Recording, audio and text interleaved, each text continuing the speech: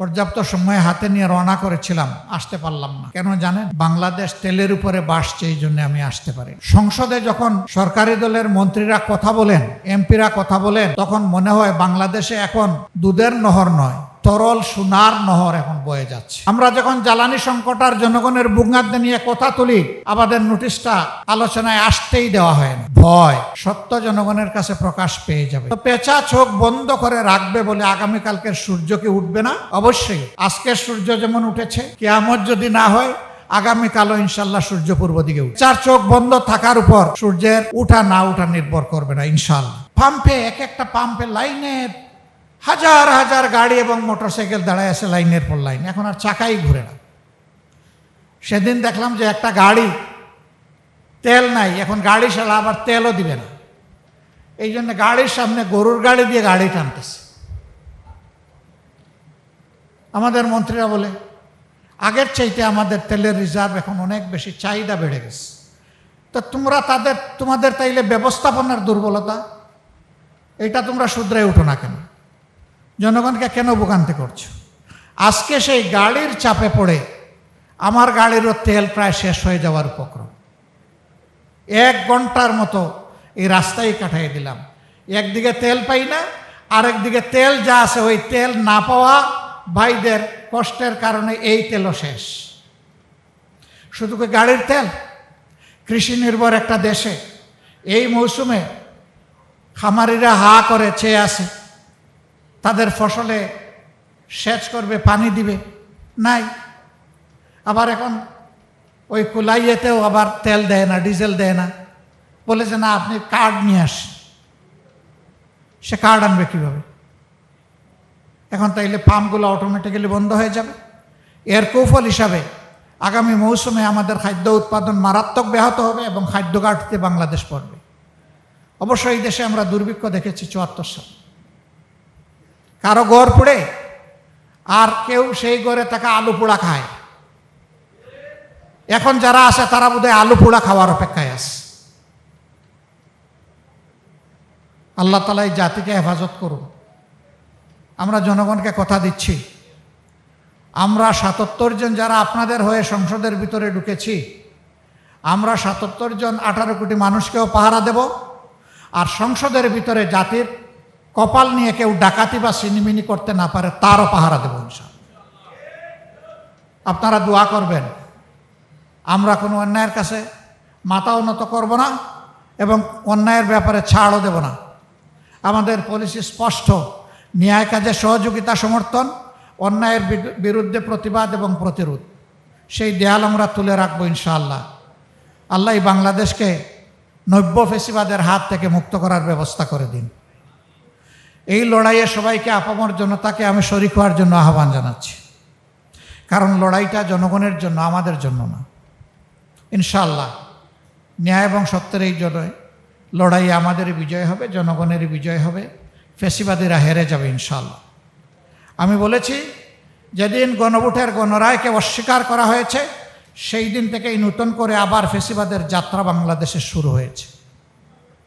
আমরা এই যাত্রা কদম কদম যাত্রা আমরা থামিয়ে দেব ইনশাআল্লাহ, আমরা আগাতে দেব না। আর একটা বিষয় বলেই শেষ করছি, জ্বালানি সংকট মোকাবেলা করার জন্য আমাদের ফেরেশতা শিশুদের উপরে প্রথমে হাত পড়েছে, তাদের স্কুল বন্ধ করে দিয়ে ঘরে পাঠিয়ে দেওয়া হচ্ছে। করোনার সময় দারুণ ব্যাহত হয়েছে, অনেক শিশু সন্তান ড্রপ আউট হয়ে গেছে, লেখাপড়া শুধু ছাড়ে নাই, সে বিপথে চলে গেছে, কিশোর গ্যাংয়ের অংশ হয়ে গেছে। এখন আবার যদি একই পথে এই সরকার হাঁটে, তাহলে এই জাতিকে অন্ধত্ব এবং মূর্খতার চাদরে ডেকে দেওয়ার সিদ্ধান্ত নেবে এই সরকার। আমরা এটা রুখে দেব, এইটাও আমরা মানব না। আমাদের সন্তানদের মেধা হত্যা করার সুযোগ আমরা কাউকে দেব না। আমাদের বার্তা স্পষ্ট, সব ব্যবস্থাপনা নেওয়ার পরে সর্বশেষ হবে শিক্ষার উপর, এর আগে নয়। শিক্ষা দিয়ে নয়, লোড ম্যানেজমেন্ট বলেন আর ডিমান্ড ম্যানেজমেন্ট বলেন, আমার শিশু সন্তানদেরকে দিয়ে নয়, শিক্ষা দিয়ে নয়। এটা সবার শেষ। এটা 18 কোটি মানুষের জন্য, আমাদের ভবিষ্যৎ বাংলাদেশের জন্য, ভবিষ্যৎ প্রজন্মের জন্য, মাথা উঁচু করে দাঁড়ানো একটা শিক্ষিত জাতির জন্য আমরা এখানে কোনো কম্প্রোমাইজ করব না। আবারও আজকের এই আলোচনা সভার শুভকামনা করে এবং জাগবার অব্যাহত অগ্রযাত্রা মহান মাবুদের দরবারে কামনা করে আয়োজক সবাইকে, সংগঠনের সবাইকে, সুধীমণ্ডলীকে আমার পক্ষ থেকে কৃতজ্ঞতা জানিয়ে আমার বক্তব্য এখানেই শেষ করছি। আল্লাহ হাফিজ। বাংলাদেশ জিন্দাবাদ। বাংলাদেশ জাতীয় গণতান্ত্রিক পার্টি জিন্দাবাদ। আসসালামু আলাইকুম রহমতুল্লাহ। সিংহের মতো গর্জন করতেন। জাতীয় জীবনের প্রতিটি সংকটে সবার আগে যার দরাজ কণ্ঠ শোনা যেত তিনি আমাদের প্রিয় নেতা জনাব শফিউল আলম প্রধান।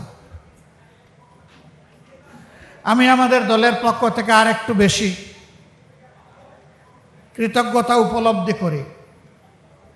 আমাদেরই একটা অনুষ্ঠানে তিনি আমাদের আহ্বানে দাওয়াতে সামিল হয়েছিলেন। যেই অনুষ্ঠানের একটা বক্তব্যকে বিকৃত করে কতিপয় দুষ্ট লোক জামাতে ইসলামের মতো একটা সংগঠনের শীর্ষ নেতৃবৃন্দের বিরুদ্ধে ধর্ম অবমাননার মামলা করেছে এবং সেই মামলায় প্রিয় নেতা শফিউল আলম প্রধানও একজন আসামি। আদালতে উঠেছেন, জেলে গিয়েছেন, কষ্ট স্বীকার করেছেন, কিন্তু না, তিনি অন্যায়ের সাথে আপোষ করেন। আমরা তার কাছে চিরকৃতজ্ঞ। আলহামদুলিল্লাহ, তার রেখে যাওয়া এই সংগঠনের হাল ধরেছেন তার অত্যন্ত স্নেহের আদরের কন্যা এবং তার সন্তান। আমরা মানসিকভাবে মনে করি যে আমরা তাদের পরিবারেরই সদস্য এবং তাদেরকে ভিন্নভাবে দেখি না। আজকের এই বাংলাদেশ যে সংকটের মুখোমুখি হয়েছে, আজকে এরকম মানুষের বড় প্রয়োজন ছিল, জোর কদমের সামনে এসে বলবে জাতির সাথে যেটা করা হচ্ছে এটা অন্যায়। 2/3 মেজরিটির অহমিকায় ভুগে জাতিকে আবার ফেসিবাদের দিকে নিয়ে যাওয়ার চেষ্টা করা হচ্ছে। তিনি বলতেন, ফেসিবাদ আর জনগণের আকাঙ্ক্ষার মাধ্যমে মধ্যখানে যদি অন্য কিছু এসে দাঁড়ায়, আমি সেই শফিউল আলম প্রধান। ফেসিবাদকে জনগণের দিকে এগিয়ে